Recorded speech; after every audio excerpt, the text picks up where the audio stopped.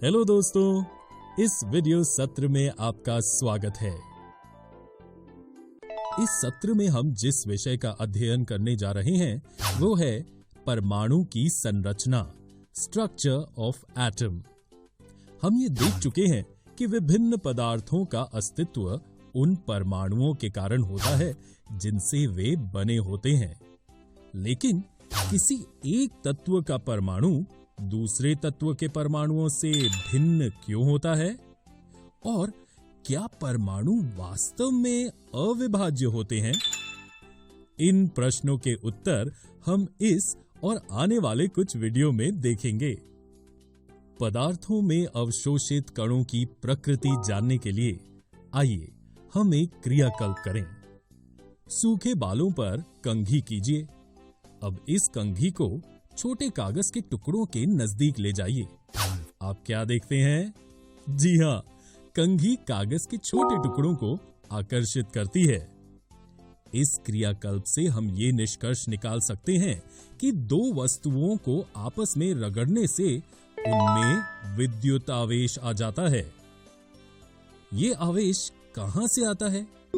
इसका उत्तर तब मिला जब ये पता चला कि परमाणु विभाज्य हैं और आवेशित कणों से बना है।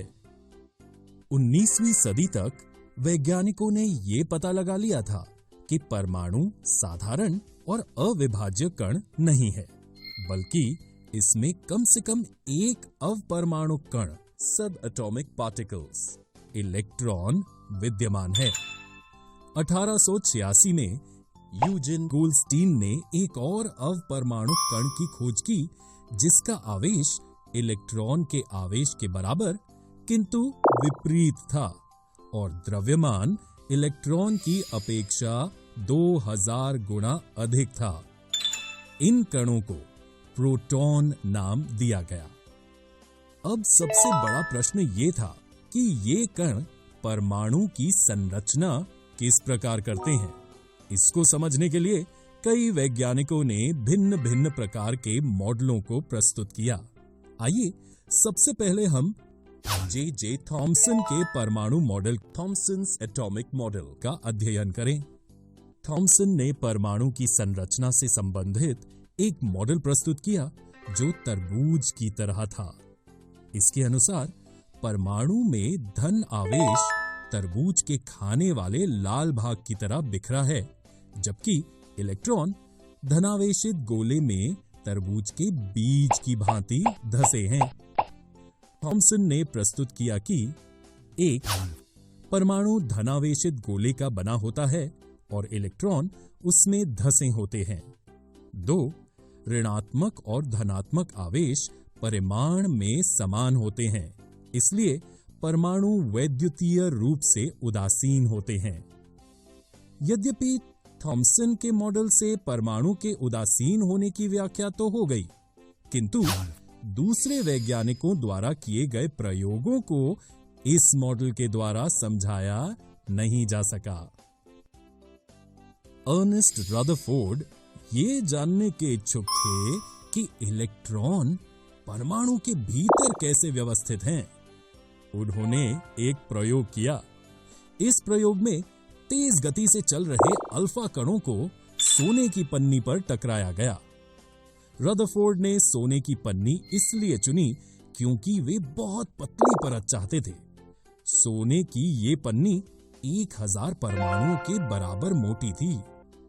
अल्फा कण द्विआवेशित हीलियम कण होते हैं, अतः ये धनावेशित होते हैं और क्योंकि इनका द्रव्यमान 4U होता है, इसलिए तीव्र गति से चल रहे इन अल्फा कणों में पर्याप्त ऊर्जा होती है।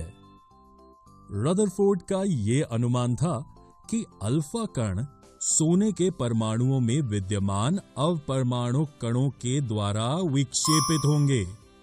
चूंकि अल्फा कण प्रोटॉन से बहुत अधिक भारी थे, इसलिए उन्होंने इनके अधिक विक्षेपण की आशा नहीं की थी। क्या अल्फा कण प्रकीर्णन प्रयोग का परिणाम रदरफोर्ड के आशा अनुसार था? नहीं, बल्कि इस प्रयोग ने आशा के बिल्कुल विपरीत परिणाम दिया। एक तेज गति से चल रहे अधिकतर अल्फा कण सोने की पन्नी से सीधे निकल गए। 2. कुछ अल्फा कण पन्नी के द्वारा बहुत छोटे कोण से विक्षेपित हो गए। 3. आश्चर्यजनक रूप से प्रत्येक 12,000 कणों में से एक कण वापस आ गया। अल्फा कण प्रकीर्णन प्रयोग के आधार पर रदरफोर्ड ने निम्न परिणाम निकाले। 1.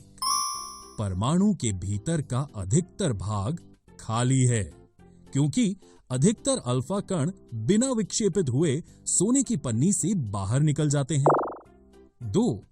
बहुत कम कण अपने मार्ग से विक्षेपित होते हैं, जिससे ये ज्ञात होता है कि परमाणु का धन आवेशित भाग बहुत कम होता है। 3. बहुत कम अल्फा कण 180 डिग्री पर विक्षेपित हुए थे, जिससे ये संकेत मिलता है कि सोने के परमाणु का पूर्ण धनावेशित भाग और द्रव्यमान परमाणु के भीतर बहुत कम आयतन में सीमित है। 4. प्राप्त आंकड़ों से उन्होंने ये निष्कर्ष निकाला कि नाभिक की त्रिज्या परमाणु की त्रिज्या से 10⁵ गुना छोटी है। अपने प्रयोगों के आधार पर रदरफोर्ड ने परमाणु का नाभिकीय मॉडल, न्यूक्लियर मॉडल प्रस्तुत किया। 1. परमाणु का केंद्र धनावेशित होता है, जिसे नाभिक, न्यूक्लियस कहते हैं। एक परमाणु का लगभग संपूर्ण द्रव्यमान नाभिक में होता है। 2. इलेक्ट्रॉन नाभिक के चारों ओर वृत्ताकार कक्षा, सर्कुलर ऑर्बिट में चक्कर लगाते हैं। 3. नाभिक का आकार परमाणु के आकार की तुलना में बहुत कम होता है। क्या रदरफोर्ड के मॉडल में कोई कमियां थीं? जी हां। वृत्ताकार कक्षा में चक्रण करते हुए इलेक्ट्रॉन का स्थायी हो पाना संभव नहीं है। इलेक्ट्रॉन एक आवेशित कण है जो वृत्ताकार कक्षा में त्वरित होगा। त्वरण के दौरान इलेक्ट्रॉन से ऊर्जा का विकिरण होगा और वो नाभिक से टकरा जाएगा। लेकिन यदि ऐसा होता तो परमाणु अस्थिर होता, जबकि हम जानते हैं कि परमाणु स्थायी होते हैं। रदरफोर्ड के मॉडल पर उठी आपत्तियों को दूर करने के लिए नील्स बोर ने परमाणु की संरचना के बारे में ये अवधारणाएं प्रस्तुत की। 1. इलेक्ट्रॉन केवल कुछ निश्चित कक्षाओं में ही चक्कर लगा सकते हैं, जिन्हें इलेक्ट्रॉन की स्थिर कक्षा, स्टेशनरी ऑर्बिट कहते हैं। 2. जब इलेक्ट्रॉन इस स्थिर कक्षा, स्टेशनरी ऑर्बिट में चक्कर लगाते हैं तो उनकी ऊर्जा का विकिरण नहीं होता है। इन कक्षाओं को ऊर्जा स्तर, एनर्जी लेवल्स कहते हैं। ये कक्षाएं K, L, M, N या 1, 2, 3, 4 संख्याओं के द्वारा दिखाई जाती हैं। क्या परमाणु में केवल प्रोटॉन तथा इलेक्ट्रॉन, ये दो ही कण विद्यमान होते हैं? 1932 में जेम्स चैडविक ने एक और अवपरमाणु कण का खोज निकाला जो अनावेशित और द्रव्यमान में प्रोटॉन के बराबर था। अतः इसका नाम न्यूट्रॉन पड़ा। हाइड्रोजन को छोड़कर ये सभी परमाणुओं के नाभिक में होते हैं। सामान्यतः न्यूट्रॉन को N से दर्शाया जाता है।